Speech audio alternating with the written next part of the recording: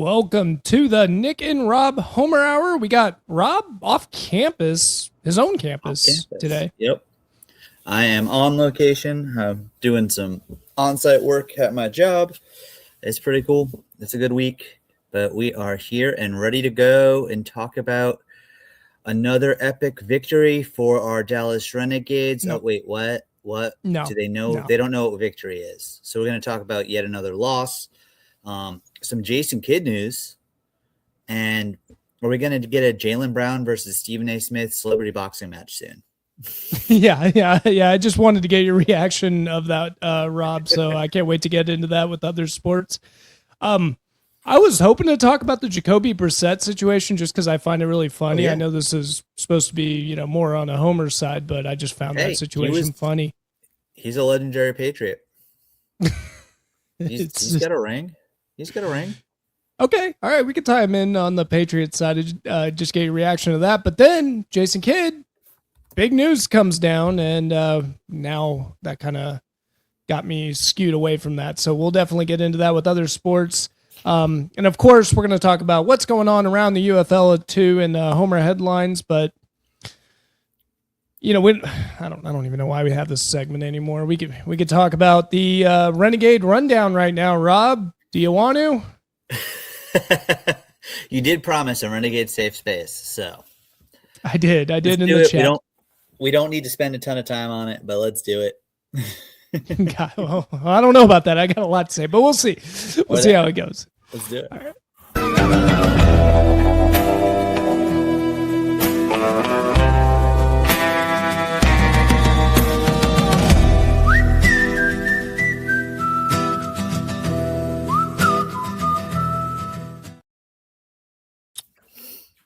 So the Renegades started hot with a 10-0 start against the Orlando Storm, and disaster struck immediately after, Rob. And because of that, go ahead.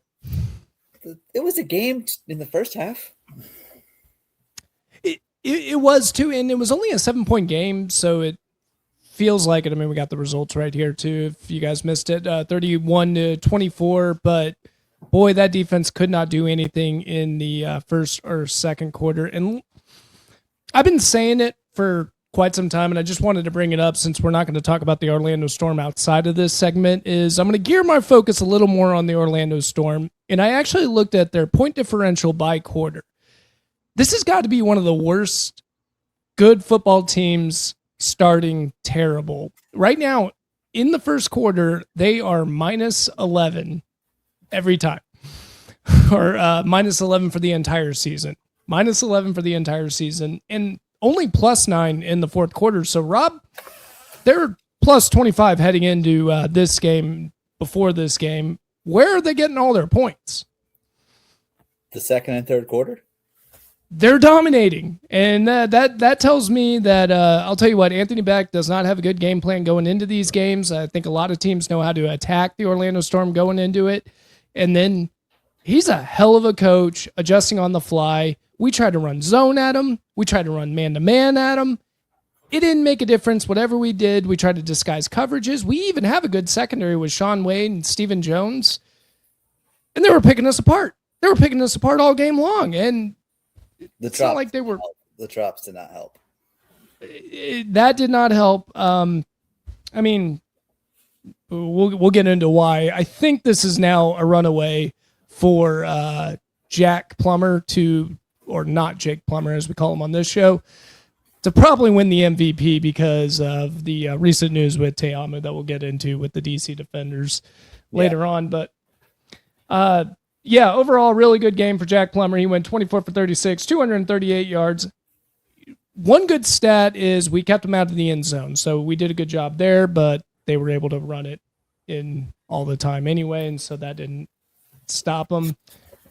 You got Chris Rollin, my favorite wide receiver of that group, 9 receptions for 91 yards. He looks unstoppable, especially in this UFL. Just how short shifty he is. This is a perfect match. I love the fact that the NFL kind of got away from the short shifty wide receivers because now you can do taller wide receivers like a CD Lamb type that is capable of doing that kind of stuff.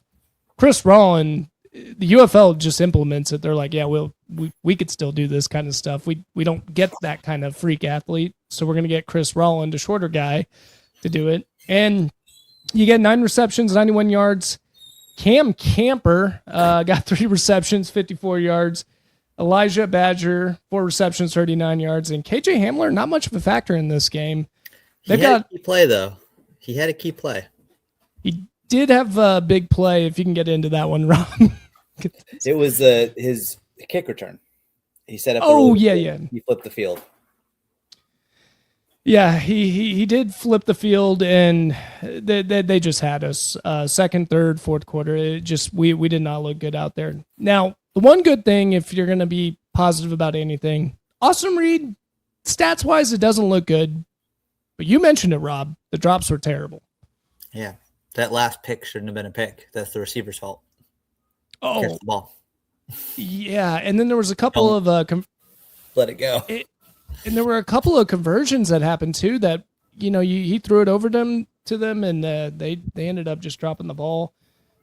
He only went 12 for 24, 134 yards, and 1 interception that I wouldn't even blame Austin Reed for.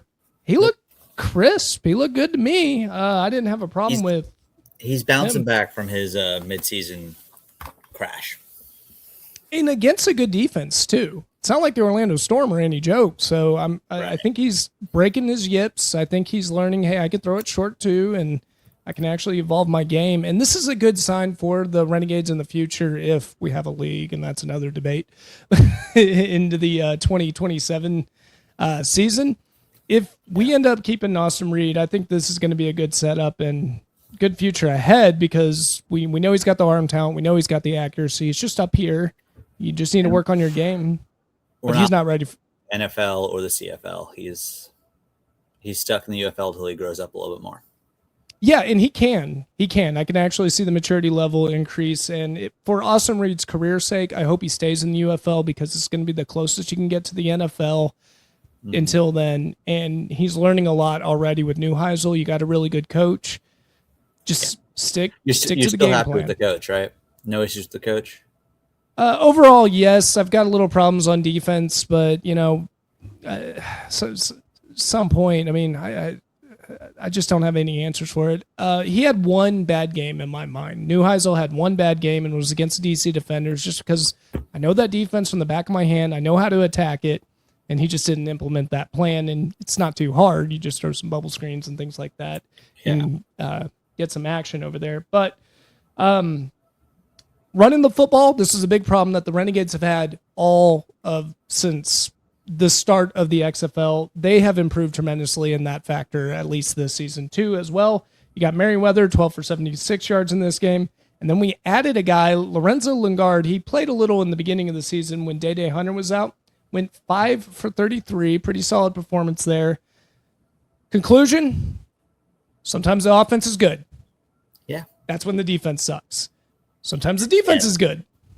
That's when the offense sucks. They are finding ways to lose games hand and fist, and it's getting real frustrating to be a team to cheer for. Yeah, it is. Why'd you get me onto this team? I could have, I don't know, rooted for anyone else. That's not the Gamblers or the Aviators. Nah, I'm fine with this team. This team's good.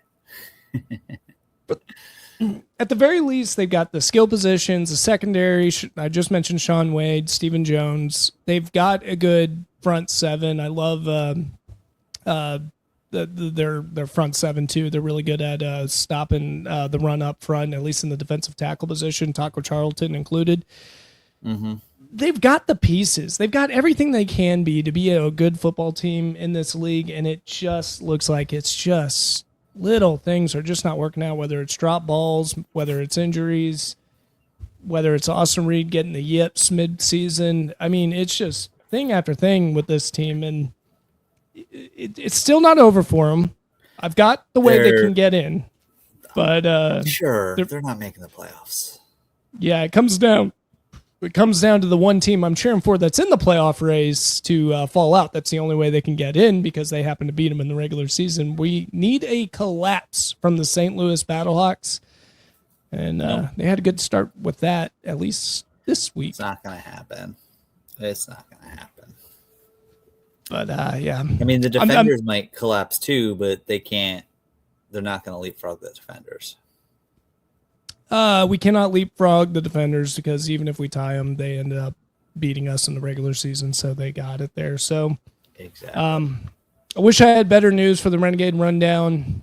Can't wait right now for the regular season to be over because I just want to end this disappointment and get into some playoff football too. So we'll see, but I'll tell you one thing. The chase is looking really entertaining this year in the UFL. So in the last 2 weeks, I think we're going to have some exciting football up ahead. Yeah, this time last year, the playoff field was set, and except for seedings, but then the seedings didn't matter because the league screwed up the host stadiums. That's not a problem this year, as far as I understand, with the host stadiums. I think they got that ironed out. I think they realized that was a mistake. And technically, all 8 teams are still alive for the playoffs through 8 games. So it's going to set up for an exciting finish. I do think we'll have – it might be locked up after this week, though. It wouldn't surprise me if it's locked up after this week. So he's going to say it'll they're going to lock it in. Well, let's get into it, and we'll start off with the UFL standings just to get an idea of where they're at. And let's get into it with Homer Headlines, Rob. Yep.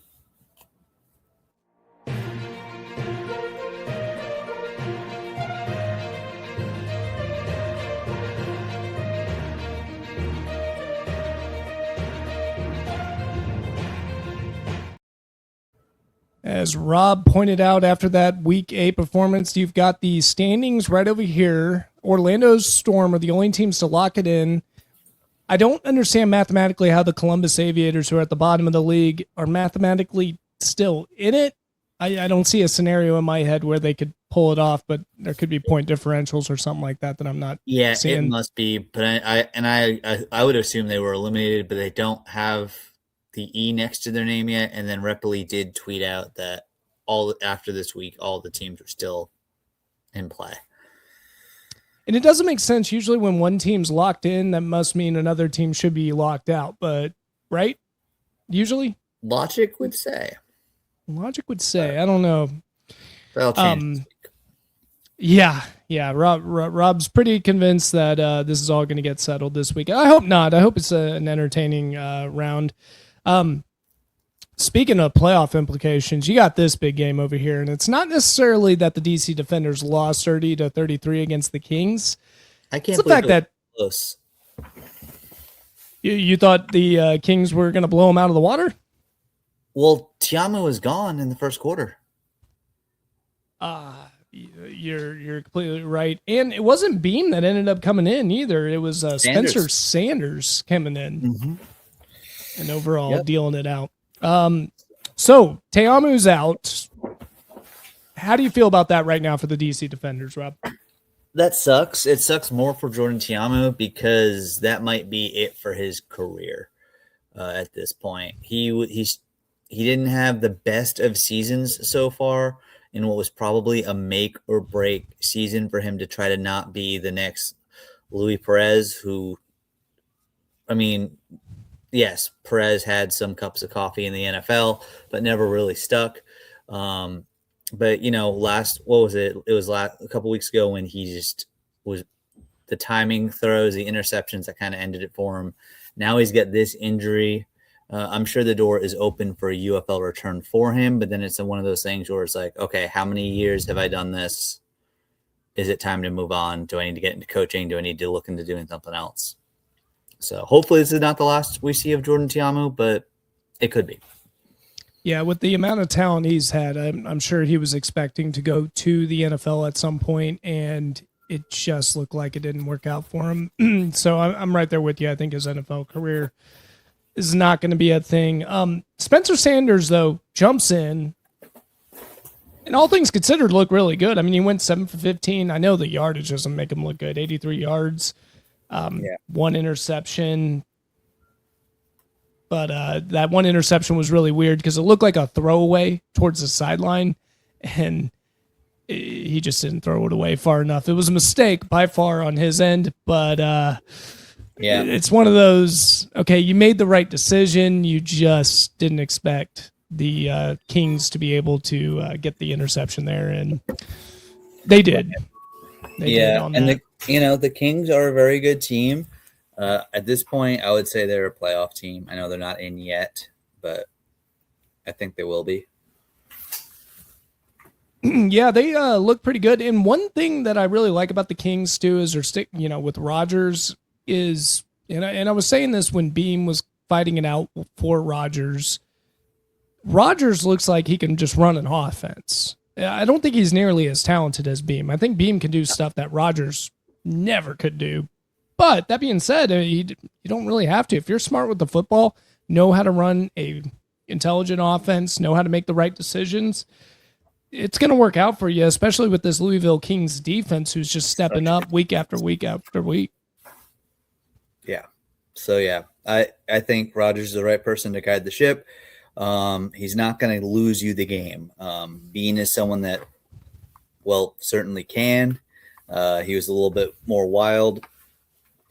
And, I mean, that's probably also why Spencer Sanders started ahead of him.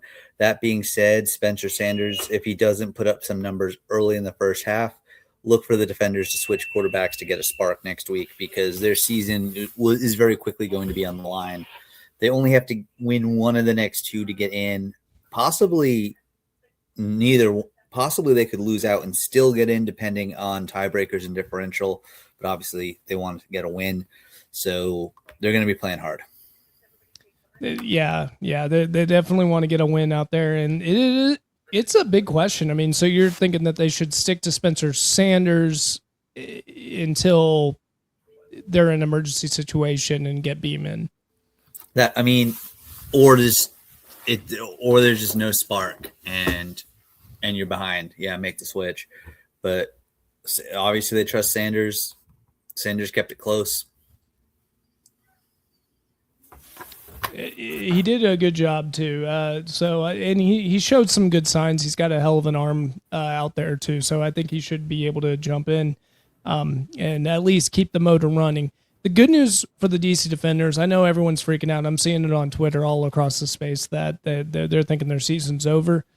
You do have a really good, you have a really good offensive coordinator in Fred Keiss. And I think with a guy like Bean, he needs an offensive coordinator like Fred Keiss who just knows how to schematically come up with good systems to make it as easy as possible for the quarterback as possible.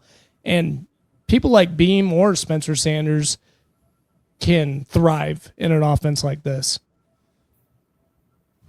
Yeah. So there's the defenders are certainly not out of it. I wouldn't say they're front runners to defend their title at this point without Tiamu, but they're far from out of it. I still think they make the playoffs. I don't think they collapse out of it. I'm not sold on those Stallions yet. We'll see.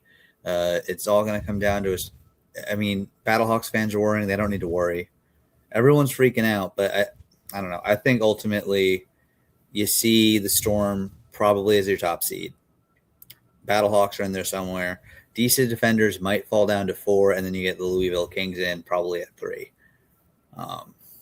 But the Kings have no room for error because the Stallions are right there. So, yeah, and they have a big game coming up next week with a desperate Renegade team coming in that we know they're capable. Are they desperate?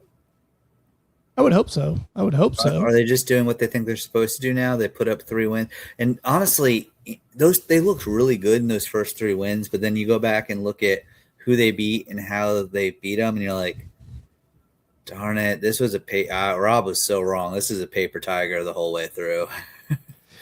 Well, I do say good teams beat bad teams by a lot, and you should. And yeah.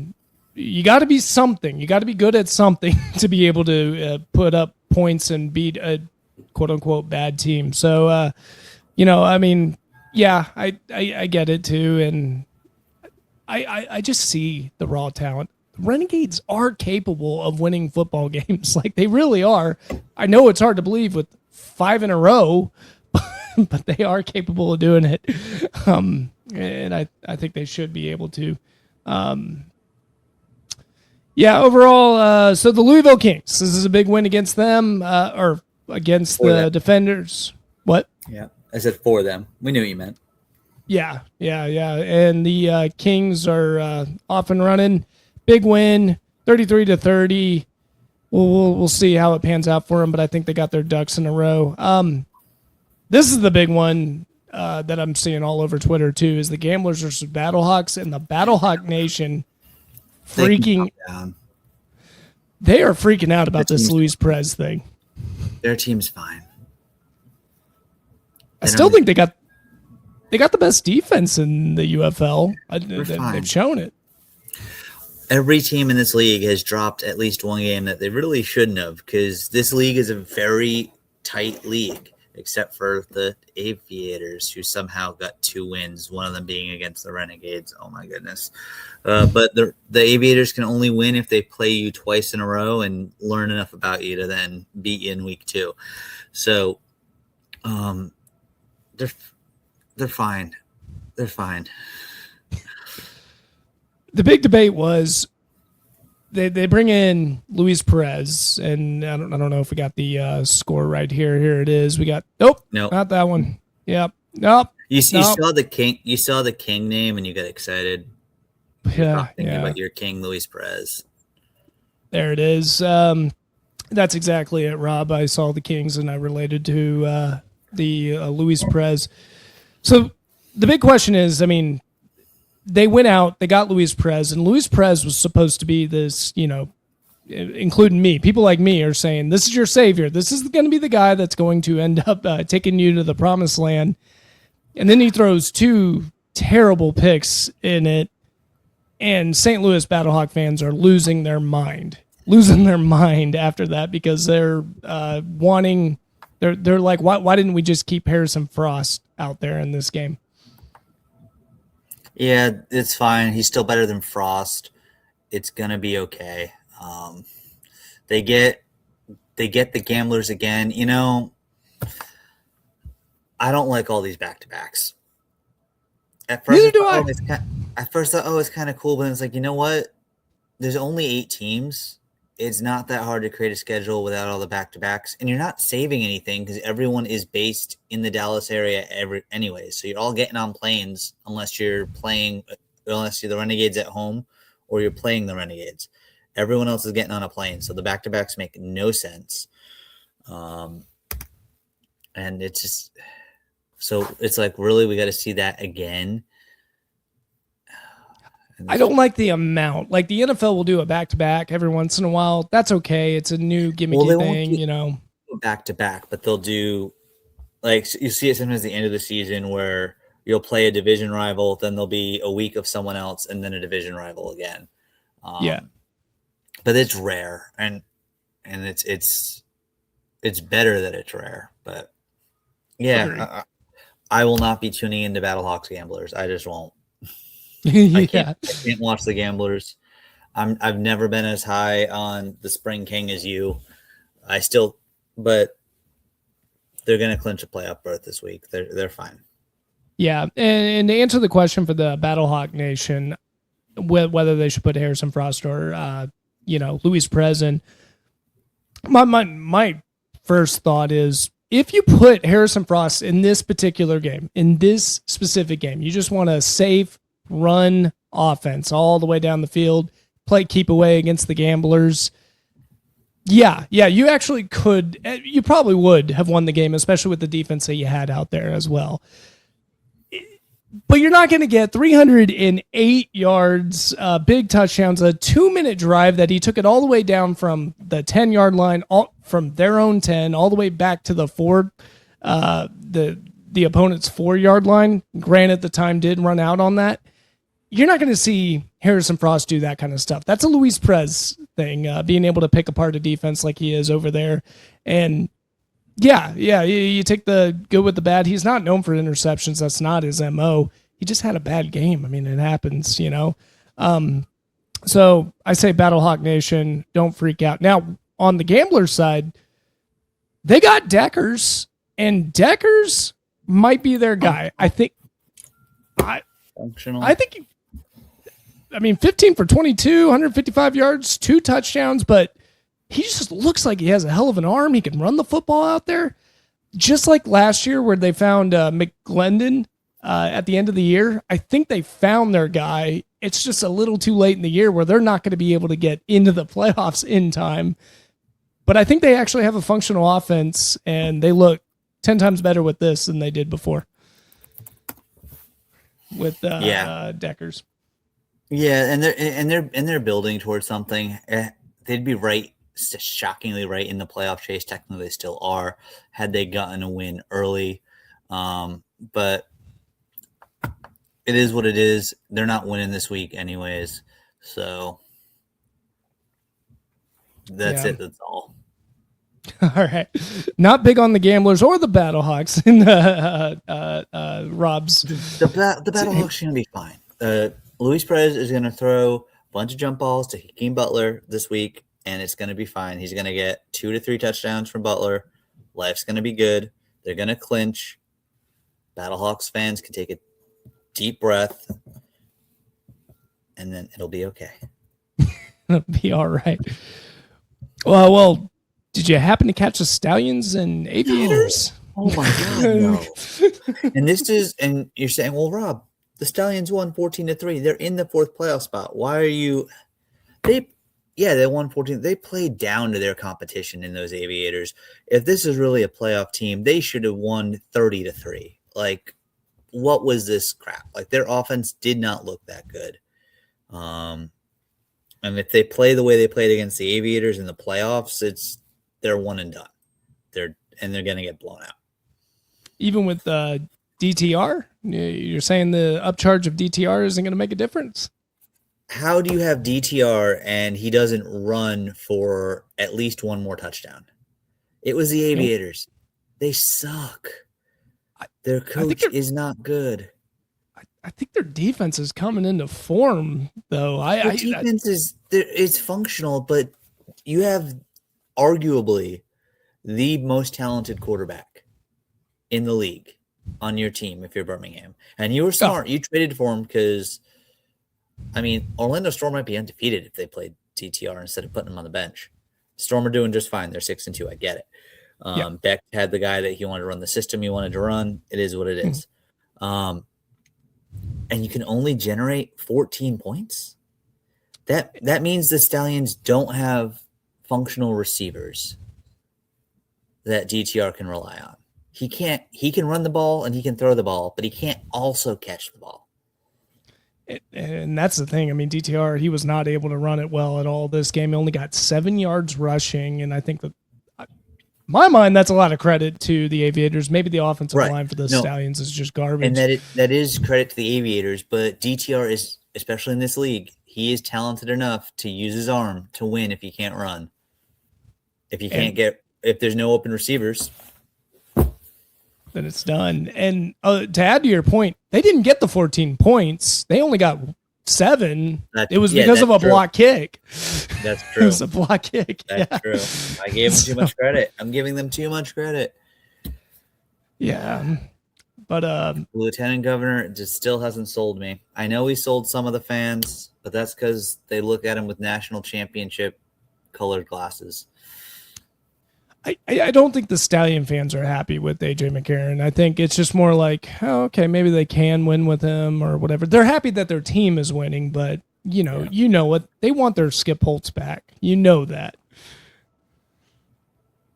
Which isn't going to happen probably. Yeah. But McGlendon, he goes 20 for 31, 150 yards, 2 interceptions. He is a little turnover guy. He is a turnover. Maybe I like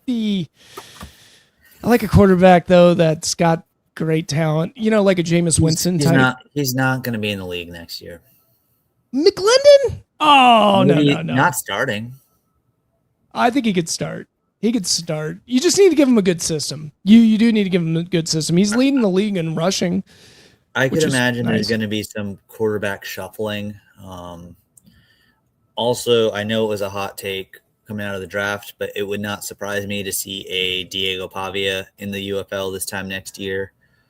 Same with there's going to be some other DTR type quarterbacks that are going to not have a space anymore. So I think there's going to be some spots that disappear. DC is going to have an open spot. I would imagine St. Louis will. Luis Perez is going to be fine. Could even lead them to a title this year. I can't imagine that their plan is to keep him as their starter next year. I'd imagine they'd try to go younger. And I'll tell you one thing, as much as I like Luis Perez, his throw motion looks a little slower than just a couple years ago, man. And I know he's not that old. He's like in his low 30s but yeah, I think he's coming to that time. I think he doesn't look like he has that zip anymore. So it wouldn't shock me if he ended up leaving, but yeah. But for me, to sum up this segment, Battlehawks fans, settle down. You're fine. You're going to be in the playoffs. You're going to clinch this week. You might even still win the title this year. Settle down. But you probably won't be beating the Defenders in the title game unless Spencer Sanders really figures it out. And the Stallions still they're not doing it for me. And I'll tell you one thing, I would not pick against Rob right now because he is starting to get hot as it's getting into the picks, and we will get into that in our next segment, Making Picks with Nick and Rob. Let's talk about it. Making Picks with Nick and Rob! Nick and Rob! Their picks might be a hatchet job. Less reliable than a corn on the cob, but I love hearing picks from Nick and Rob. No, no, no, no, no, no, no, no, no, no. I called it, Nick. I told you I was going to be in first place after last week. Well, I don't know about that. You said it was going to be close to the end, right? I said no. I said I was going to take first place. That's right, actually. Or I was going to be completely wrong, and you were going to have it locked up. It was one or the other. Yeah, he swung, and he swung big, and it really worked out for him because in week 8, not that one, Rob. No. Yeah, I'm on my game today, buddy. I'm on my game today. We got the picks that we made that week. I went over. Not a single one. Not a single one, Rob. I didn't get one right. You did not. That made me feel good. And you knew you shouldn't have picked Dallas. You knew it. And yeah. Now the other ones, I took a gamble on the Aviators. I know you're not high on them, but I see things in that football team. I thought they can snake bit the Stallions. They were in it the whole game. They were in it the whole game. Doesn't make a difference. I got the 0. I got the X. I got Des Bryant over here. So it's a new week with new picks. Granted, something tells me you're still going to pick them. Maybe you're not.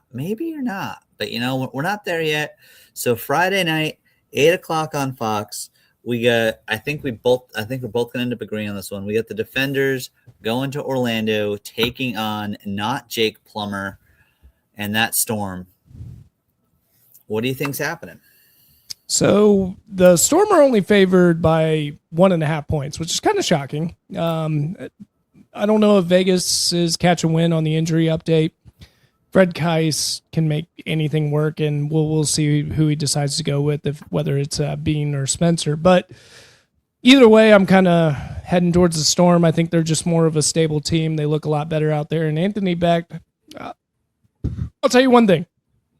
If I was a gambling man and you're into live betting, my recommendation for when I'm researching on the Orlando Storm, third quarter. Don't bet on Orlando Storm in the beginning of the game. Wait till they're down by 10, 17, or whatever they're going to be down by, and then live bet, go with the Orlando Storm. And I guarantee you, Beanie promise, you're going to make money. You're going with the Storm. Yeah, I'm going with the Storm, though. I think the Storm are going to pull it off. Same here. It would not shock me with how this UFL season has gone if the Defenders sneak out a win and essentially lock in their spot in the playoffs, especially because maybe Orlando kind of takes the foot off the gas a little bit. But I'm sure Anthony Beck is like, hey, no, I know this Defenders team. They are good. We cannot let them in. Let's knock them out. Let's get the win right here. Also, I'm pretty sure a win this week, and we'll see how it shakes out, but a win this week, you get to 7 wins, you probably locked up the 1 seed. Probably. Which Yeah. I mean, it only matters. All it matters is being the one or the two, so you can get a home game because the title game is already locked in for DC. But We'll see. We'll see. So we're going the same boat there. Orlando Storm over the DC Defenders. We'll see how that works out. We got Birmingham Stallions against the Columbus Aviators, and the Birmingham Stallions are favored 1.5. there's two rematches this week. Yeah. But Looks what do like we it. know about those Aviators? What do they do in week 2 of a back to back? I'm picking the Aviators. I'm I didn't see. Yeah, I'm right there with you. Week 2 of a back to back, and I apparently really have it in for Birmingham. So as I have all season. The only time the Aviators can win is in week 2 of a back to back. And my goodness, there's 8 teams, and you're telling me this is the 3rd time the Aviators have had to play back to back. Quite literally, it's been back to back, back to back, back to back. Repli, you can hire me. I know how to do a schedule. Okay, and I want to talk about that a little. How unfair is that to the Aviators? That's hard. Because it's not even balanced. Everyone's got, I think, at least one back to back. Not everyone has 3. Yeah. What's the expression in football in the NFL when your team is going to play your division opponent in the playoffs and you beat them twice? You go, it's going to be incredibly hard. Yeah, it's hard. I don't care who they are. Just look what happened. It's how it works. But also, it's one thing. NCAA Division I football, 100+ teams. You're not going to have balanced schedules. Mm-hmm. The NFL, 32 teams. They do a pretty good job of keeping the schedules really balanced overall because you rotate. You always play your division mates twice. You rotate which division you play in the other conference, and then they match you up with, if you finish second, you're going to play all second-place teams. Fourth, all fourth-place teams. So overall, it's a fairly balanced schedule, unless, of course, you hate the New England Patriots and want a reason to yell and scream because they happen to have a schedule that was not that great.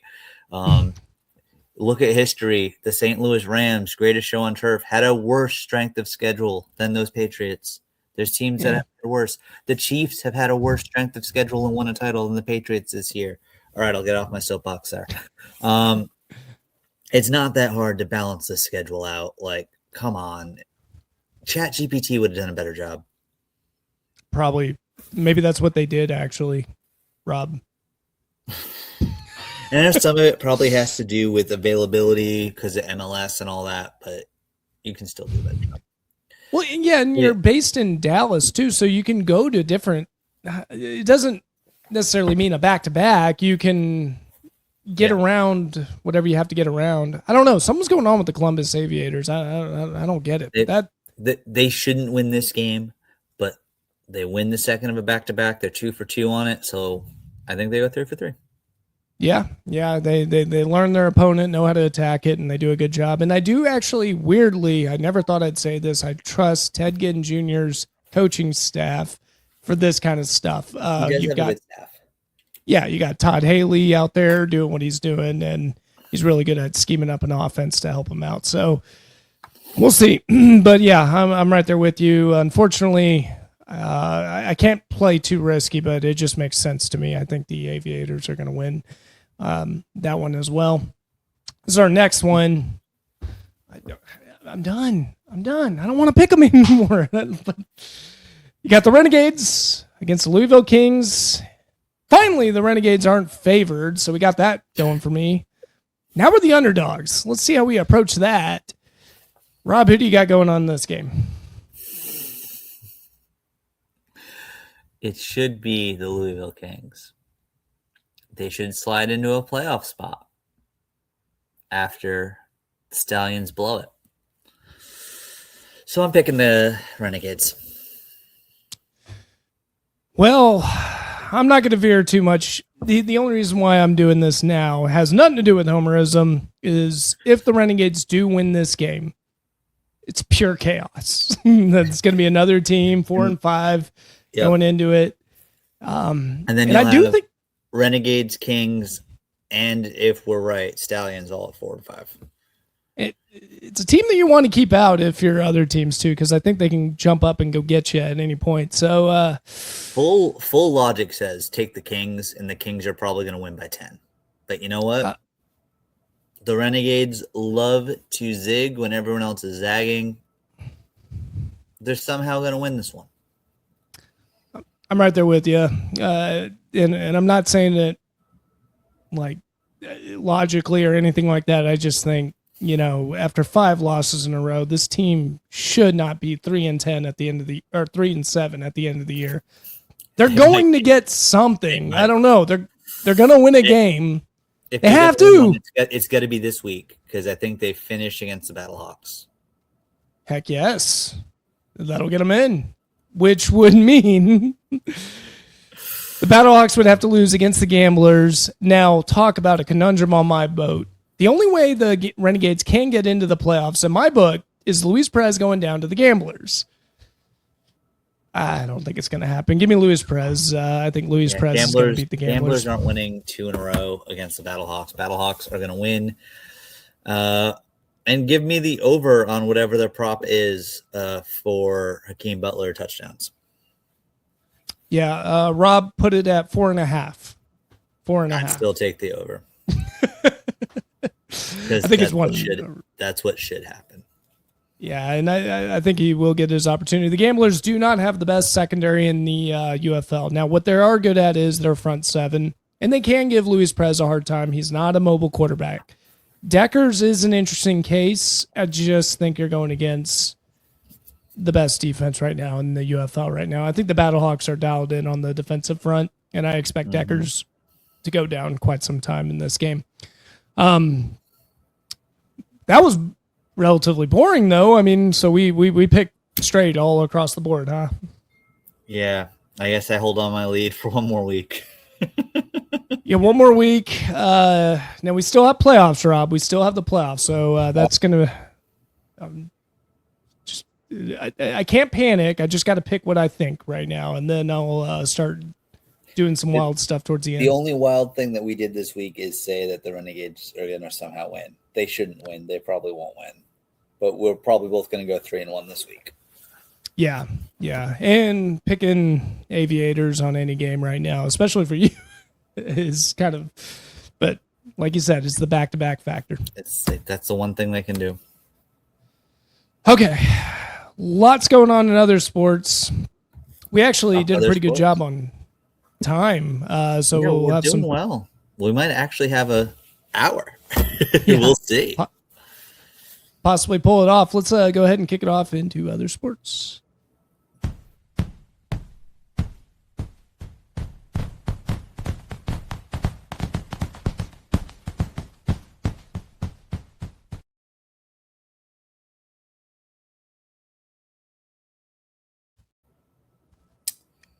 Dun, dun, dun. Said other sports.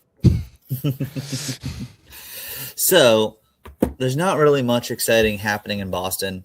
I'm going to give my quick hit on the one exciting thing, and then I want to give you the floor for the breaking news out of Dallas. This whole Stephen A. Smith, Jalen Brown thing, wow, is it lame? Is Stephen A. Smith trying his best? Is he trying to speak into existence Jalen Brown getting traded for Giannis? Like, this is it shouldn't even. He shouldn't be focused on this. The Knicks are still in the playoffs. That's where his focus should be. Oh, but hey, this is how he makes his millions.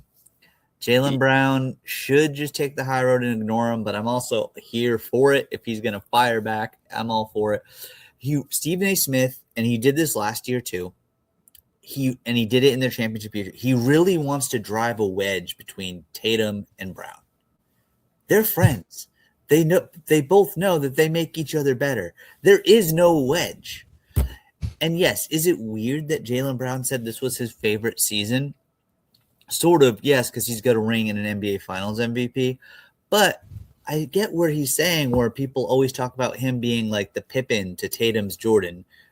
I am Jason Tatum. I am not comparing you to Jordan. Don't worry. If I was going to compare you to anyone to make you happy, I'd probably say Kobe, but you're not Kobe. All right. I'm just Yeah. saying, as far as the team, the 1 to 1A thing. And this year he had to be the number one guy. And this was a team everyone said is going to be in the lottery. They might be in the bottom 3 or 4 picks. And instead they weren't, and they should have won the East. So I get why Brown's saying that it's his favorite season, because he simply is able to say, hey, look, I can do it too. So I get that. Stephen A. Smith, go worry about the Knicks. Yeah, it was a really weird situation where Jalen Brown ended up saying basically to Stephen A. Smith, "Hey, you are only clickbait. That's a type of journalism that you do out there." And then what was Stephen A. Smith's response? It was clickbait. And Jalen Brown, be careful what you wish for. You really want me to start reporting on that level? You understand?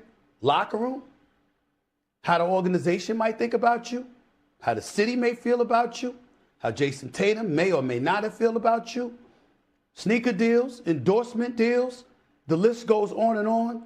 The season is over, bro. You on Twitch trying to do what I do and talking about me needing to step away. It makes no sense. So he does clickbait. You know what?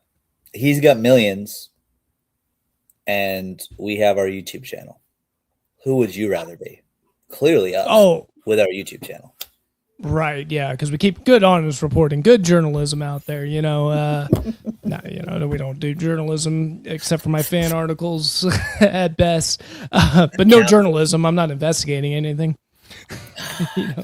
Dude, there's some guy, I don't follow him, but I keep checking in on him. He's got some sort of mental problem on X. I'm not going to name him, but because I don't want to give him that much oxygen. He is still nonstop reporting and digging on the Vrabel Rossini thing and turning over every rock he can and going live for this, going live for that, dropping bombshell report. Dude, they cheated. It was stupid. Move on.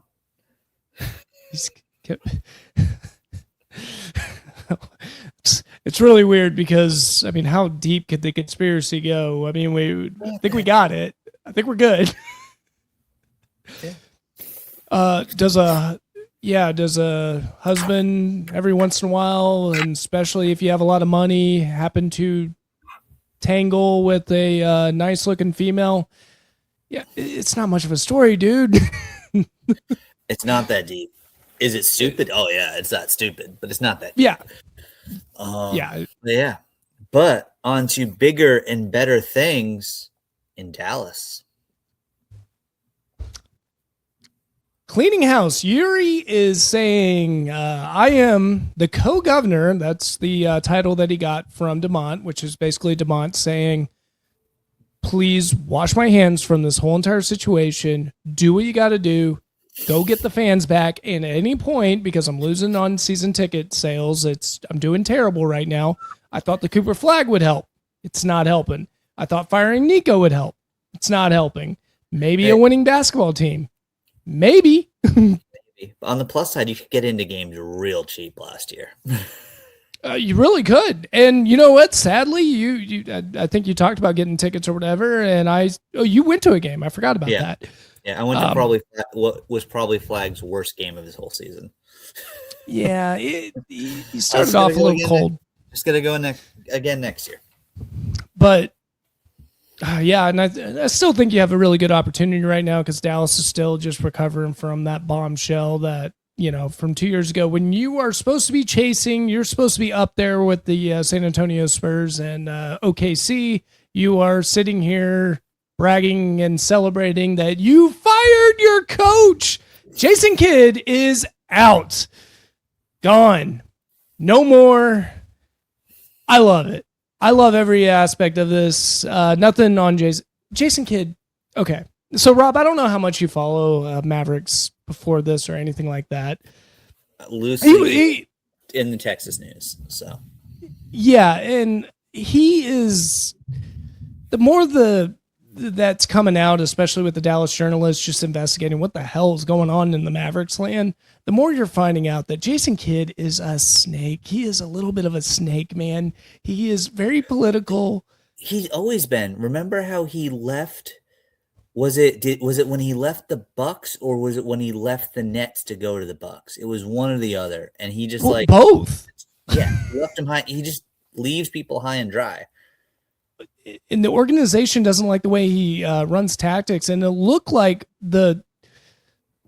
and keep in mind, I'm reading tea leaves, I'm reading rumor mills, I'm reading people like your guy that's going after Vrabel right now. But this guy, not my guy. But everything that I could see is it looked like he was trying to do a coup d'etat on trying to get Nico's job at some point. And if you see the reports, and his staff or someone was reporting that he was possibly going to be the president of basketball operations right before Nico Harrison even got fired. And so I think you bringing in Yuri probably sniffed that out or something like that. I don't know what's going on out there. Probably realize I don't want to play politics with you. I don't want you to be the captain. I want you out of here. How about that? Get out of here and call it a day. Now, you reported just before the show that it was mutual leaving. You could call it what you want, and we don't want to disparage him too much, because Jason Kidd, let's grant it, took us to 2 Western Conference Finals, took us to a finals game with his boy Luka, and would never have done it without Luka. But, nonetheless, you're still the coach that was responsible for getting that team over there and did a good job getting them there. It's good that I think you just need to wash your hands of that whole situation. Anyone involved, anyone you suspect might be involved, anyone the fans might suspect you're involved, whether it's fair or unfair to that individual, you just get them out. Get them out. You already got AD out. You already got Nico out. Why not just go get Jason Kidd out? The big question is, who are we going to hire? I don't know. It's basketball. You can. There's someone out there. There's someone out there. I got an idea. I got an idea. He's legendary. So legendary, he had to tell the team he was coaching this year to look him up on Google, because that's how good he is. Doc Rivers. That's who you guys want. You want Doc Rivers. No, I'm good. I'm good. Hey, I will forever love Doc Rivers for that title in 2008 for the Celtics. Should have been 2. Injuries kind of messed it up. And LeBron be LeBronin. But I love how Doc left because he didn't want to deal with a rebuild. And the Celtics got themselves back to the finals multiple times and a title. And Doc never saw any of that ever again. Yeah, it was really bizarre, too, because I was a big Doc Rivers fan. I was a huge Doc Rivers fan. I even liked him when he went to the Clippers. But I don't know. I think his last stops just didn't work out. If you're looking at just rebuilding a team, kind of like you did for the 70s, well, no, 76ers were already built. Clippers were already built. And then we're not built. We don't have time. He keeps making teams worse wherever he goes. Yeah, he's the kiss of death. Now, you do have Cooper Flagg, which, man, he's good. Cooper Flagg can be something, but this whole Wemby situation, I don't know how you can. I don't know who could stop this guy, Wemby out there. So I think you know what? It's too bad Mike Malone went to UNC. He would have been awesome for y'all. He was the Nuggets coach when they got their title. Could be him. He everyone has little faults and things like that, but right now we just need a guy. Yurdy has plenty of contacts. We have a good scouting department that just got brought on board. By the way, that scouting department, I forgot the guy's name, but he was spotting Luka Doncic back when he was like 13. So and writing reports about how this kid's going to be a phenom over there. So scouting wise, we're going to do good. But I also think Yurdy has plenty of contacts. A lot of people like to work with him. I think we're in good shape. I think we're in good shape, whoever we decide to hire. And I don't think he's going to fire someone without already having someone in mind. Or even if he doesn't. What about Billy Donovan? Would you want Billy Donovan? Billy Donovan. Sure. Coach for the Thunder for a while. You know who I'm talking about? Yeah. Coach for the Thunder, Yeah. coach for the Bulls, won a few titles when he was Florida's head coach. Maybe. It may be for growing this team like he did for OKC. So if you're just looking for like a stopgap coach just to try to get Cooper Flagg and whoever you're going to draft in this 9th round up to snuff, maybe. I think if you get a Billy Donovan type, I would expect a trade from Kyrie. Like we're going to put Kyrie on the market and try to build a young team out there. If you're trying to turn it around now, I wouldn't go Billy Donovan. So the only 2 other names I'm going to throw out at you. You could stay in-house, bump Frank Vogel up. Nah. You want a clean break. Good. Yeah. The other one, I think it gets you into the playoffs quick, but it's risky, and I don't think should last more than 3 years. The real reason the Celtics won the title in 2008, the guy that was a defensive coordinator that year, and plus having KG helps, Tom Thibodeau. I like Tom Thibodeau a lot. I like him a lot. Not a big rotation guy is his problem. Yeah, he's got a lot of issues, but I'll tell you one thing. He's got high demand for his players, and his players, after he leaves, what I'm looking for is a stopgap coach. And if you're telling me Tom Thibodeau is a stopgap coach, I would actually take Tom Thibodeau in just because he's going to demand a lot from his players, and I've always been a fan of that, but I just think he wears them out before the end of the season, and then before you know it, you're not going to be able to win. But yeah, I take Tom Thibodeau. Yeah, I want a hard-nosed coach right now. It'd be a good culture reset. Good culture reset. Yeah, just kind of like re-gear it, and then I don't have stats on this. I've always wondered about this. This is in football. This is in basketball, whatever baseball even. When you have a hard-nosed coach in any sport, and then you bring up a softer coach that's a little bit more zen later, that team seems to respond well to the zen coach, but they have the discipline of the hard-nosed coach beforehand. It's a good mesh that can end up winning you a lot of things, but that's kind of what I'm gearing towards, just some coach just to get the culture back in line. I'm not looking at titles yet. I mean, we have the talent to make it to the playoffs. I don't think that's too ridiculous, especially with our 9th round pick over there. Cooper Flagg, Lively, Kyrie Irving. Thibodeau gets a healthy roster for the Mavericks into the playoffs. Yeah, easily. And I think you got to stop looking at like full rebuild and tanking at this point, because you got to start getting Cooper Flagg into a winning culture. I think that's going to be very important for him. But I'll tell you one thing. What I like about this conversation is I'm engaged. Like I'm talking Mavericks. You're back, talking baby. Mavericks. You're back. You're back. Yeah. So I'm excited. I'm glad we're moving on from him and done. I am so happy that Jason Kidd's out. So good luck, Jason Kidd. Hope you do well wherever you go. Hey, why don't you go join the Lakers or do that? You know, he's going to get – maybe he won't get a job for this next year. He's probably going to go TV or something, but someone will hire him again if he wants to coach again. Yeah, absolutely. And I think he actually is a pretty good coach, especially on the defensive front. You got to put up with some BS, though. And most of the time his stars liked him. I'm sure Cooper Flagg didn't hate him too much. And then Giannis was he talks about Jason Kidd and what he did for him.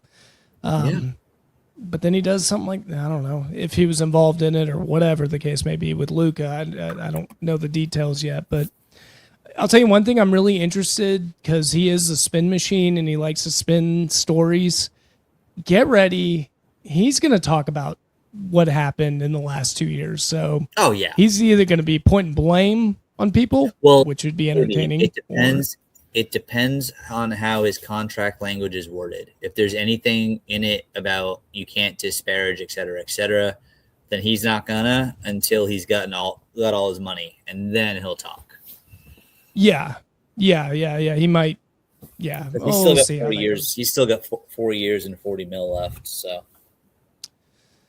you're right. I'd be quiet for $40 million. I would go. What do you want me to do? No problem. No problem. I'll shut my mouth and make the 40 million. But yeah, that's all I got for the other sports. I know the PGA Championship, that was a weird one. No name. It was ended up. We ended up getting some more exciting news to go more in depth, but I really enjoyed this year's PGA.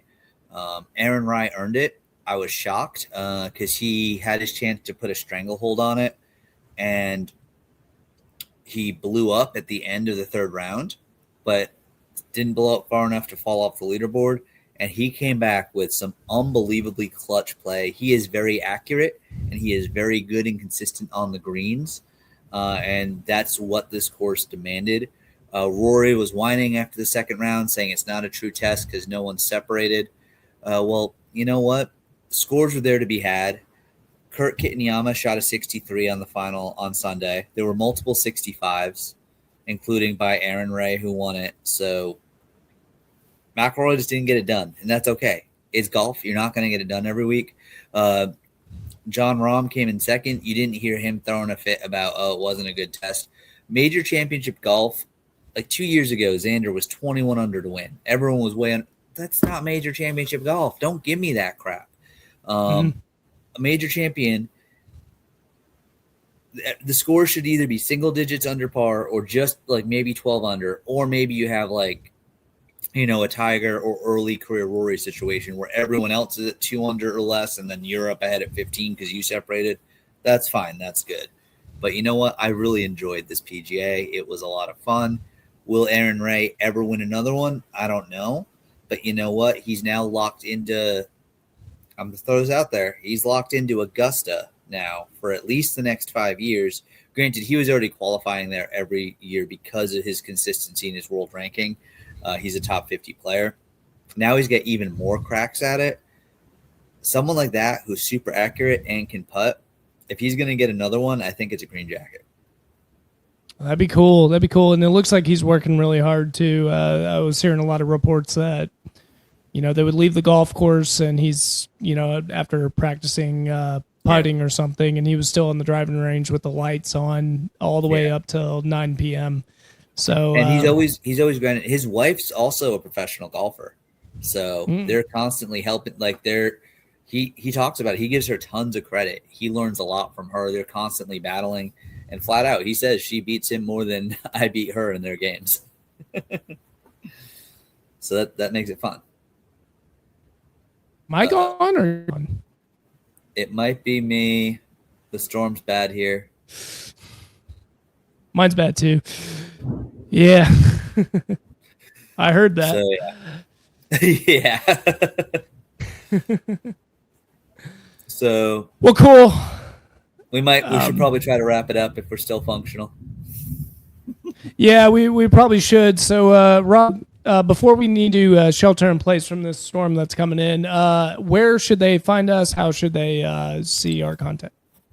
Yeah, for sure. If you're looking at our wonderful faces right now and you've been listening to us for 2 minutes or the last hour and 8, thank you. You have found us either on X. That's hilarious. That camera followed you, Nick. You found us on X. Go ahead, give us a like, give us a follow there. Or you found us on YouTube. Same thing. Give us a like, give us a follow. We're also on Blue Sky and Instagram and TikTok. Just search Nick and Rob Homer Hour. Depending on which one, there might be some hashtags or this or that, underscores to get our name. But search Nick and Rob Homer Hour, and we will pop up. Give us a like, give us a follow. TikTok, we release all our shorts there. We get other posts and other stuff happening on the other channels. You'll see us once a week on Tuesday nights with the occasional live stream with the UFL playoffs coming up soon. I'm sure we'll have a playoff live stream to tell you all about in a little bit. But if the internet hasn't died yet, we should probably sign off, and we'll see you next Tuesday. Yeah, if we make it out alive after the storm. I shouldn't joke like that, but all right, guys, we'll see you next time. Big storm.